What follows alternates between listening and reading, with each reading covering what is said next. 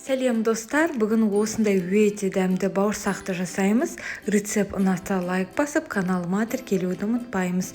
Ол үшін бізге жылы сүтке қантымызды, дрожжымызды қосып, 15 минутқа бетін жауып қоямыз.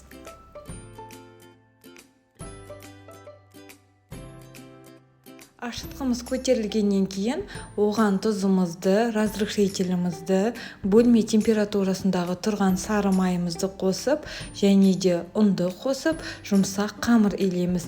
Бұл бауырсақтың ең бірінші бір құпиясы, оны осындай силиконды қалақпен біз араластыру керекпіз. Сол кезде біздің бауырсақтарымыз жұмсақ, өте дәмді болып шығады. Өстіп қамыр болғаннан кейін енді жаймендеп қолмен басын біріктіріп, бетін жауып, 1 сағатқа көтерілуге алып қоямыз. 1 сағат өткеннен кейін осылай қамырларымызды әдемілетіп жаямыз. Айта кететін бір жайт, егерде қыздар бауырсақтың ортасы ашық болғанын қаласаңыз, онда қамырымызды неғұрлым жіңішке етіп жаямыз. Енді бетін жауып 20-30 минут қалып қоямыз. Мінеки достар, осылай көтерілді.